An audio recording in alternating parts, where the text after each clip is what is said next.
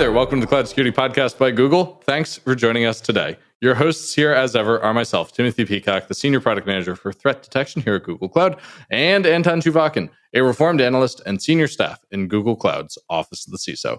You can find and subscribe to this podcast wherever your podcasts are available, as well as at our website, cloud.withgoogle.com/cloudsecurity/podcast. If you like our content and want it delivered to you piping hot every Monday or off cycle like this special release episode, please do hit that subscribe button. You can rate the podcast in your app of choice if you think highly of the show. And if you don't, send us a note and we'll try to get better. You can follow the show and argue with your hosts on Twitter as well, twitter.com/CloudStrike podcast. Anton, this is a special episode today. We're talking about CobaltStrike. Exactly. It would involve threats and fun stuff. So this is one of those where we kind of get excited about the threat reasons, so to say. And it's also a fascinating episode because it involves a legitimate tool that's used by bad actors. This episode also involved one of the most clever ways we've ever heard of stealing cycles. Oh, yes. Oh, yeah. That's one. Listeners, Anton and I were just about dead when we wrapped our minds around what our guest was telling us. One of the fun things about being a podcast host, I'll say, is you get to realize when it takes a long time to catch up to what somebody has told you, because, sometimes it just does. And I think this was one of those cases. So with that, let's turn things over to today's guest. Today, we are joined by Greg Sinclair, a security engineer here at Google Cloud. Greg, thank you so much for joining us today. Could you just give us a little bit about your background and how you ended up here at Google? Sure. I've been taking things apart since I was a kid. My sister's still mad about several of the toys of hers that I took apart to see how they work. That led into a career of being on a red team for a healthcare company in Chicago. From there, I moved into malware analysis and worked for iDefense for a while. And then from there, Nevada, and then Capital One, and then Google. So I've had quite a few years of taking malware apart. That's something I just particularly enjoy. I'm one of those people whose hobby and career massively overlap. You know, when I was in college, my father said to me, Tim, do what you love and you'll never work a day in your life. And I listened to that advice and I got a political science degree. And for a while there, it looked like I would never work a day in my life. But I don't think that's what people mean by that expression. Well, in my case, it actually worked out pretty well because, again, I really enjoy what I do. So that's awesome. So tell us about the team you're on here at Google. So I'm with the uppercase research team. We are responsible for doing a bunch of things primarily related to the Chronicle product. But you work with my product too. You also help out the Security Command Center folks. Absolutely. We're kind of a far-reaching team in that sense. We do a lot of research, a lot of signature development, detection development, which is great. My particular little enclave on the team is responsible for taking pieces of code that are of interest and fully exploring what they are, and hope to write better detections that we can then in turn feed into other teams and give to customers. So to switch gears a little bit to our main subject, and which is kind of, was sensitive for some time, but it's a special episode. So we're releasing detection code for certain types of CobaltStrike, right? So we are all really excited about this, but could you tell us a bit of context and maybe share what this is and maybe why it's so valuable? Okay, sure. So for those who don't know, CobaltStrike is an off-the-shelf tool that can be used by what's commonly used by red teams to simulate what an adversary would do. Get a hold on your system and then lateral movement to try to compromise as much of the infrastructure as possible. That tool, unfortunately, has been leaked on the internet and is commonly used by a bunch of threat actors. But it is still used by legitimate actors, for sure. Right? Oh, absolutely. Absolutely. It's a legitimate tool. It's just that there are versions of it out there that are being used for nefarious purposes. Predominantly for malicious, or only for malicious purposes for these versions? The leaked versions? Yes. I would say predominantly. Well, put it this way.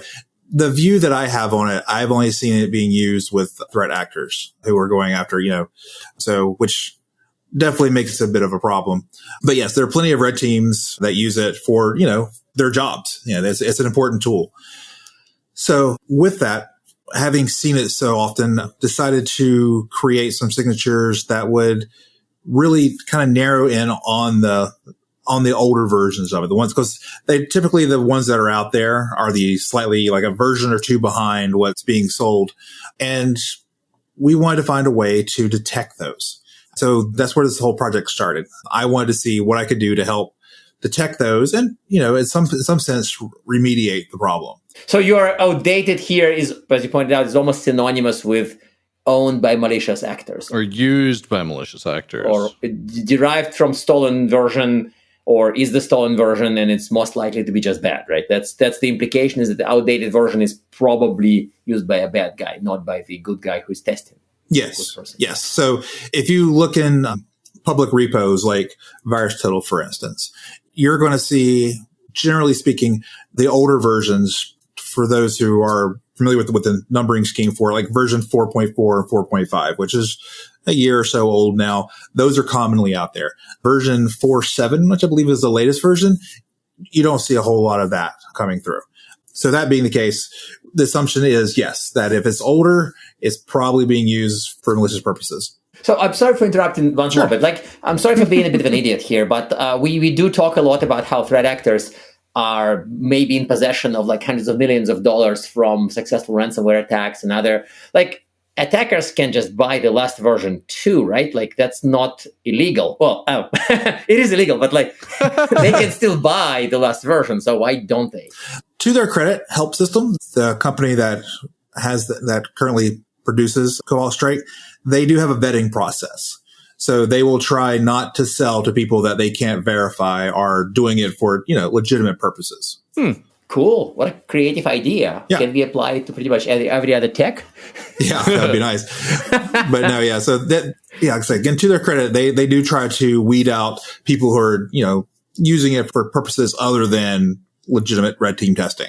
Well, that's pretty interesting. So that, to me, is surprising about this episode already. Like, there's actually some kind of sense of responsibility from the people making these tools. That's great. Yeah, I mean, it's appreciated for sure. But as with anything, if it becomes popular enough, it gets leaked. Somebody will eventually upload it somewhere, or maybe somebody got compromised and they got stolen from them. So invariably, the new versions come out and get shared around. I don't believe I've seen, and this is just my personal view of the data, I don't believe I've seen version 4.7, the latest one, released anywhere.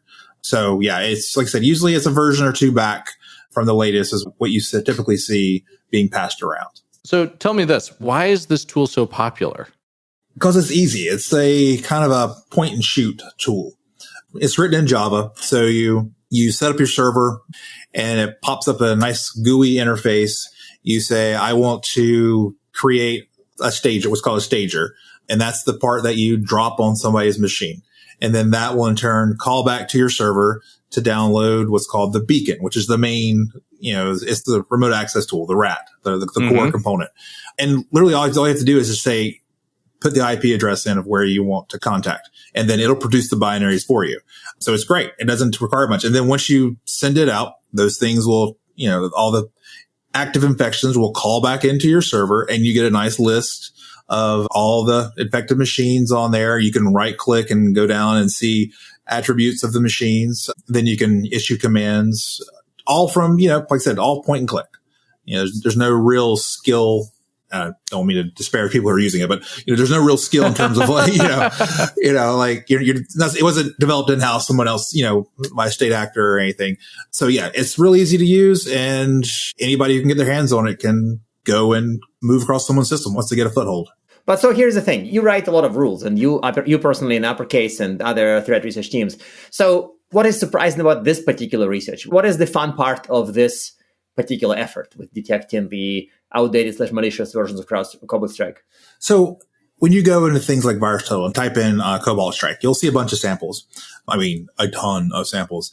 When I was doing the research, I didn't want to have just kind of a blanket rule. I wanted to have very specific rules. So I can now tell you exactly what version of a beacon or a stager or various other components you're looking at.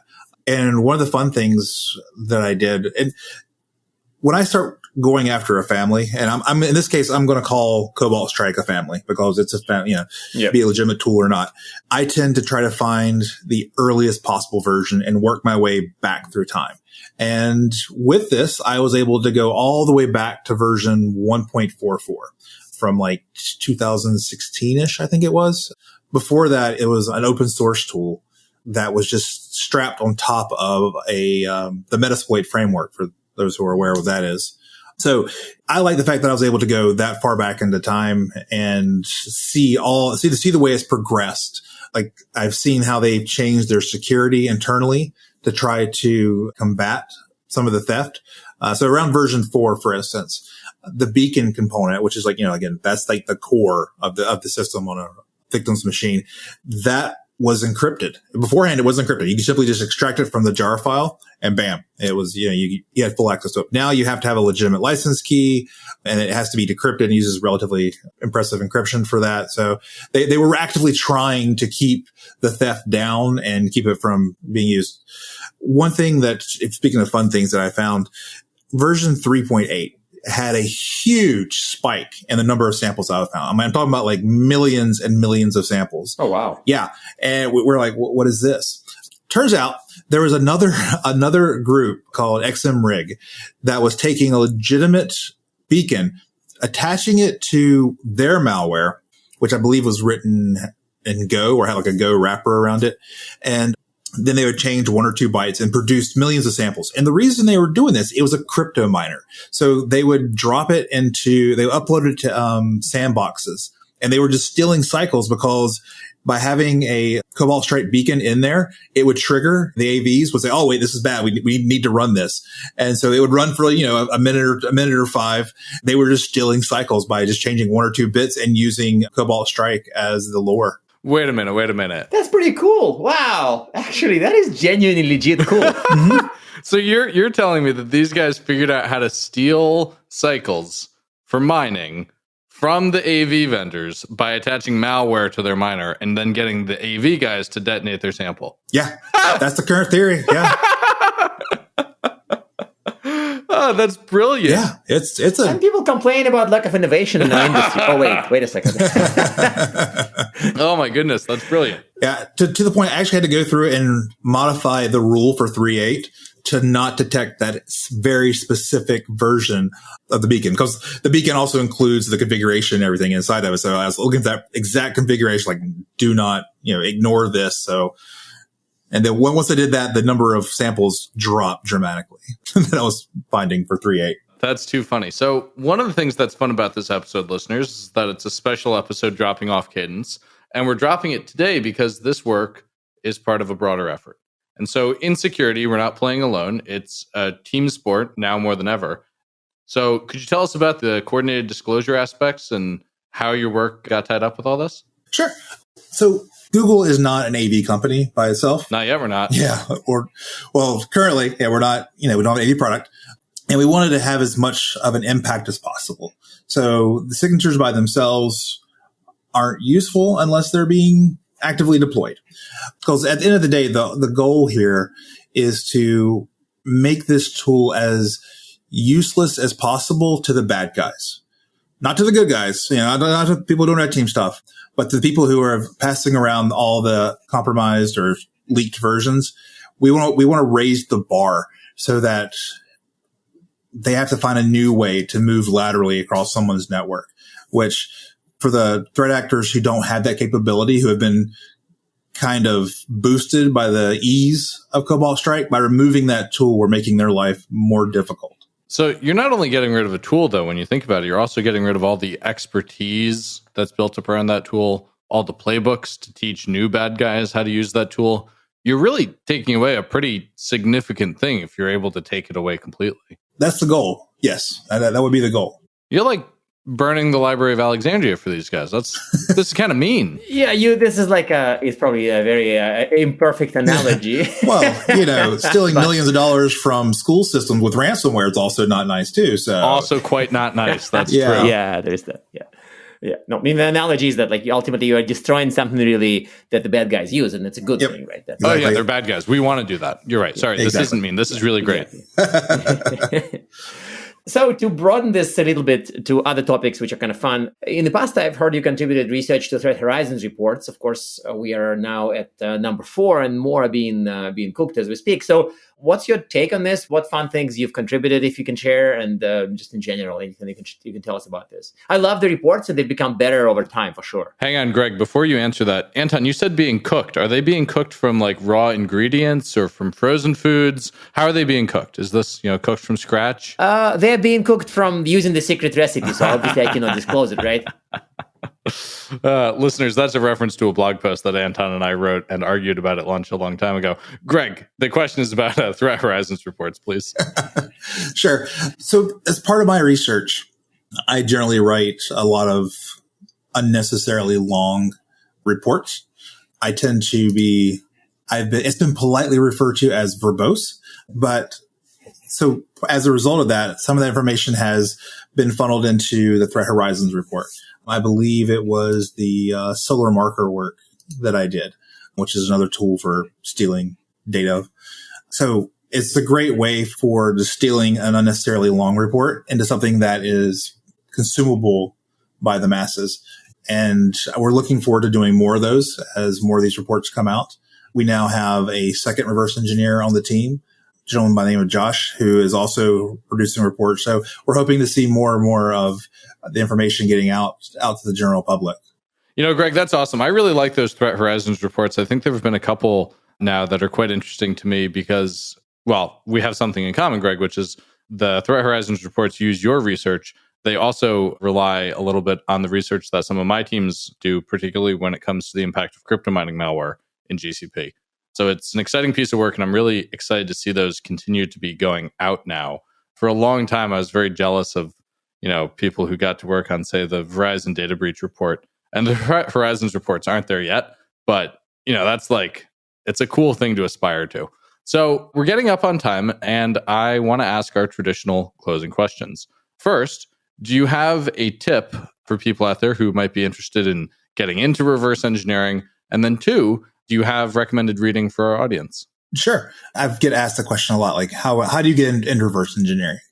Well, the first thing you need more than anything is a curiosity about how things work. If you don't care about how things work, reverse engineering is not the job for you.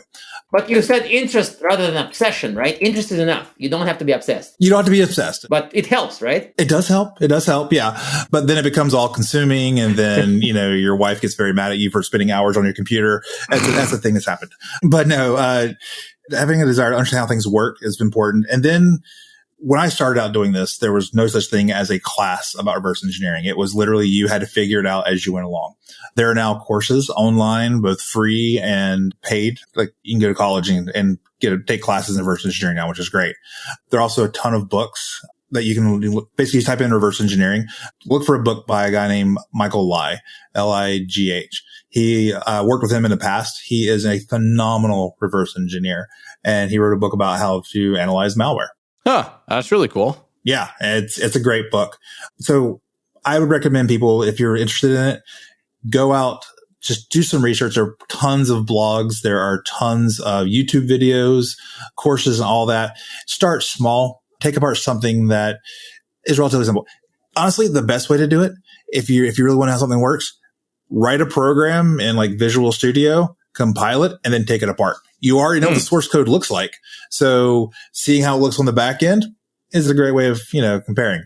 And there are also different languages you can write things into reverse engineers. Like you can reverse engineer JavaScript, for instance. It's typically obfuscated. So that becomes more about reading code. So find what works best for you. And then just kind of, once you get your foot into the subject, then kind of, expand out some. Well, that's awesome and very approachable advice. I love the idea of do it. Just build a program and then undo it. That's awesome. I love that. Yeah. Our tips are not usually so possible to put into practice. Hopefully that's a tip that people can use. And again, don't try to go over what you're comfortable with. That's, I've seen a lot of beginning REs, reverse engineers. They want to take apart like Microsoft Word. Like, cool. But, start small and work your way up. Because the whole idiom of you can't run before you can walk kind of thing. Well, that's fair. I certainly relate to that expression because until recently, I couldn't walk very well. So, Greg, thank you so much for joining us today. This has been a really fun look, and congrats again on the coordinated disclosure on this one. It's really exciting to take this tool out of the bad guys' hands so thoroughly. Well, thanks for having me. I appreciate it. And now we are at time. Thank you very much for listening and, of course, for subscribing. You can find this podcast at Google Podcasts, Apple Podcasts, Spotify, or wherever else you get your podcasts. Also, you can find us at our website, cloud.withgoogle.com/cloudsecurity/podcast. Please subscribe so that you don't miss episodes. You can follow us on Twitter, twitter.com/cloudsecpodcast. Your hosts are also on Twitter at Anton_Chuvakian and _Tim Pico. Tweet at us, email us, argue with us, and if you like or hate what we hear, we can invite you to the next episode. See you on the next Cloud Security Podcast episode.